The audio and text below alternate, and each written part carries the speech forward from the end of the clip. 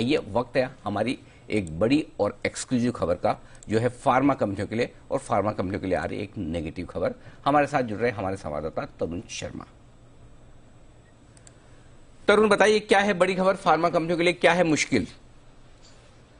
बिल्कुल, फार्मा कंपनियों के लिए काफी नेगेटिव खबर है, क्योंकि जो जीएसटी का जो इन्वेस्टिगेशन विंग है डीजीजीआई ने फार्मा कंपनियों के टैक्स नहीं भरने के लिए सर्वे किया था, और कई ऐसी कंपनियां हैं जिन्होंने अपना जीएसटी का टैक्स जब से जीएसटी लगा है तब से नहीं भरा है। एक सेक्शन 25 होता है, उसका मिस इंटरप्रिटेशन इन कंपनीज ने किया और उसके लिए इन्होंने अपना टैक्स नहीं भरा। तो मैं बताना चाहूंगा कौन कौन सी कंपनियां हैं जिन्होंने ये टैक्स नहीं भरा। जैसे डॉक्टर रेड्डीज हैं, करीबन 130 करोड़ का जीएसटी का टैक्स उन्होंने नहीं भरा था। ग्लेनमार्क ने करीबन 125 करोड़ का, ऑरबिंदो फार्मा ने करीबन 60 करोड़ का टैक्स नहीं भरा था। माइलन ने 20 करोड़ और सिप्ला ने 18 करोड़ का जीएसटी कम दिया था। उन्होंने सेक्शन 25 को मिस इंटरप्रेट किया था।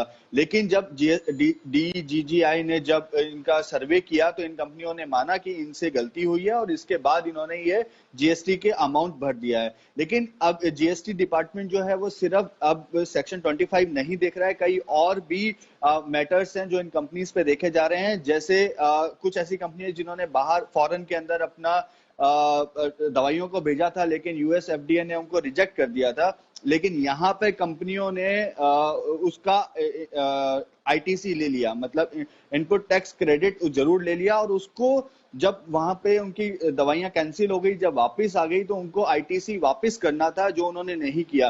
तो ये जो पूरा अमाउंट है, या जो 130 करोड़ का जैसे डॉक्टर रेड्डीज का बनता है, तो इसमें सेक्शन 25 का भी पोर्शन है, और प्लस जो दवाइयां बाहर भेजी थी और जिसका आईटीसी लिया गया था उसको वापस नहीं देने का अमाउंट भी इसमें ऐड होता है। तो इस तरीके से ये कंपनियां रडार पर हैं, और जीएसटी के इन्वेस्टिगेशन डिपार्टमेंट ने एक बड़ी कार्रवाई इन कंपनीज के खिलाफ करी है। तो ये है बड़ी दो चीजें हैं। एक तो बड़ा अमाउंट जो भरना आया है वो आया डॉक्टर रेड्डीज का 130 करोड़, और ग्लेनमार्क का 125 करोड़। ग्लेनमार्क के लिए बड़ा हो जाता है, बड़ा हाँ, क्योंकि डॉक्टर रेड्डीज तो फिर भी बड़ी कंपनी, ग्लेनमार्क के लिए भी बड़ा अमाउंट है 125 करोड़। औरोबिंदो फार्मा, इस पर भी 60 करोड़ आया। चलो माइलेन और सिप्ला में तो 20 और 18 करोड़ ज्यादा नहीं है, लेकिन ग्लेनमार्क और औरोबिंदो फार्मा, इनके लिए थोड़ा मुश्किल वाला मामला है, क्योंकि इनके लिए अमाउंट थोड़ा बड़ा आया है। अच्छा तरुण, एक चीज बताइए, ये तो चलिए कि एक कैलकुलेशन के हिसाब से जो था और इनको भरना पड़ गया, वो वन टाइम नुकसान हो गया, इनको देना ही पड़ा है। लेकिन क्या अब ये मामला परमानेंट हो गया कि अब ये इस तरह का बेनिफिट ले ही नहीं पाएंगे? क्या ये इस लिहाज से बड़ी खबर है?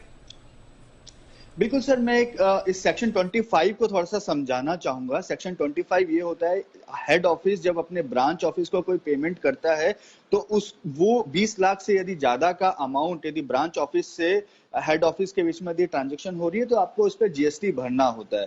लेकिन इन कंपनीज ने अपने ब्रांच ऑफिस के अंदर जहां पे 20 लाख से ज्यादा का ट्रांजेक्शन था, वहां पे इस टैक्स को नहीं भरा था। तो अब आने वाले समय में इस तरीके का रिलीफ कंपनीज नहीं ले पाएंगी। साथ ही अब ये कंपनीज जो हैं वो जीएसटी के रडार पर हैं, तो वो उनकी जो बाकी ट्रांजेक्शन है वो भी, उसको भी जीएसटी का इन्वेस्टिगेशन डिपार्टमेंट जांच रहा है। लेकिन एक अच्छी बात यह है कि कंपनीज ने इस चीज को चैलेंज नहीं किया। कंपनी ने जीएसटी डिपार्टमेंट को माना कि जो वो कह रहे हैं वो सही है। उन्होंने काफी लॉ फर्म से भी कंसल्ट किया कि जीएसटी डिपार्टमेंट ने जो कार्रवाई करी है वो बिल्कुल सही है। तो इस वजह से उन्होंने अभी ये अमाउंट पूरा का पूरा जीएसटी डिपार्टमेंट को भर दिया है। ओके, तो ये है आपके लिए इंटरेस्टिंग खबर, और यहाँ पर फार्मा कंपनी के लिए थोड़ा सा मुश्किल वाला मामला होता हुआ आपको नजर आएगा।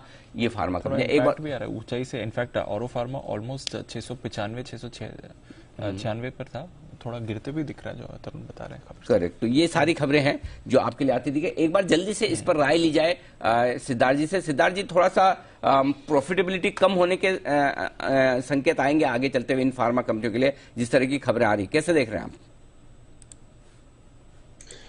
बिल्कुल अनिल जी, पीबीटी लेवल्स पे ही सीधा इम्पैक्ट आएगा। तो मैं मानता हूं कि ये एक नेगेटिव खबर है सारी कंपनियों के लिए, इंक्लूडिंग डॉक्टर रेड्डीज और औरोबिंदो और दूसरी सब कंपनियों के लिए। पर सबसे बड़ी चीज है कि फार्मा सेक्टर में गिरावट बहुत हो चुकी है, और ऐसा कोई मोमेंटम तो दिखा नहीं है अनिल जी पिछले 3 महीनों में। तो मैं मानता हूं कि इस खबर से बहुत ज्यादा गिरावट नहीं होगी। किसी को लॉन्ग टर्म देखना हो तो मुझे एकमात्र कंपनी अच्छी लगती है, सिप्ला। हालांकि उसका भी नाम है ये लिस्ट में, बट बहुत छोटी रकम है। आपके लिए फार्मा कंपनियों के लिए आज थोड़ी सी मुश्किल वाली खबर इस वक्त आती हुई दिख रही है। तरुण की तरफ से ये एक्सक्लूसिव खबर आपके लिए। आइए